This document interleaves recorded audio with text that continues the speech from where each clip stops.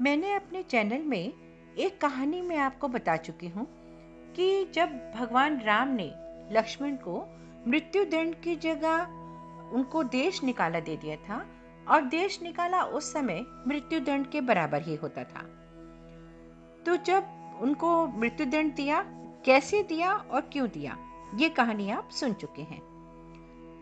लक्ष्मण भगवान की आज्ञा पालन करने के लिए सरयू नदी के पास गए और संसार से मुक्ति पाने की इच्छा रखते हुए वे नदी के भीतर चले गए थे। इस तरह लक्ष्मण के जीवन का अंत हो गया था और वे पृथ्वीलोक से दूसरे लोक में चले गए।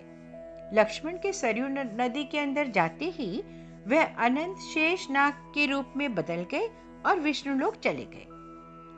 अब सुनते हैं कि श्री राम ने कैसे संसार को त्यागा। अपने भाई के चले जाने से श्री राम काफी उदास हो गए और लक्ष्मण के बिना राम को बिल्कुल भी अच्छा नहीं लग रहा था। उन्होंने भी इस लोक से चले जाने का विचार बनाया।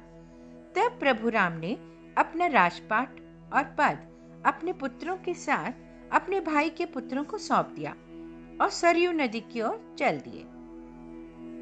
लेकिन भगवान राम का पृथ्वीलोक से विष्णुलोक में जाना कठिन हो जाता यदि भगवान हनुमान को इस बात की जरा सी भी भनक हो जाती।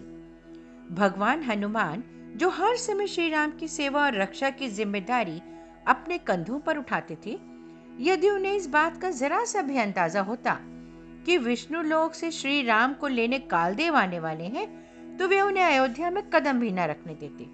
लेकिन उसके पीछे एक कहानी छिपी है।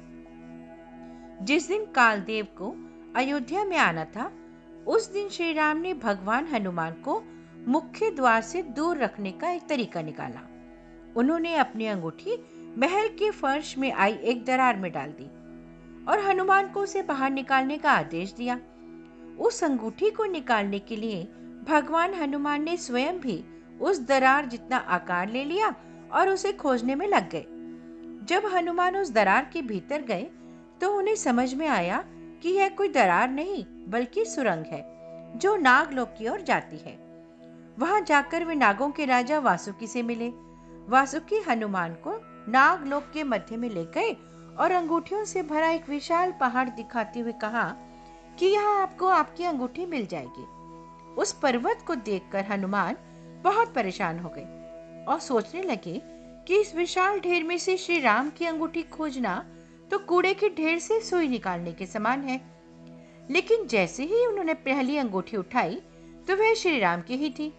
लेकिन अचंभा तब हुआ जब दूसरी अंगूठी उठाई, क्योंकि वह भी भगवान राम की ही थी। यह देखकर भगवान हनुमान को एक पल के लिए समझ नहीं आया कि उनके साथ क्या हो रहा है। इसे देखकर वासुकी मुस्कुराए और उन्हें कुछ समझाने लगे। वे बोले कि पृथ्वीलोक एक ऐसा लोक है जहाँ जो भी आता है उसे एक दिन वापस लौटना ही होता है। उसके वापस जाने का साधन कुछ भी हो सकता है। ठीक इसी तरह श्री राम भी पृथ्वीलोक को छोड़कर एक दिन विष्णुलोक वापस जाएंगे। वासुकी की यह बात सुनकर भगवान हनुमान सारी बात समझ गए। उनका अंगूठी ढूंढने के लिए आना और फिर नागलोक पहुंचना, यह सब श्री राम का ही फैसला था।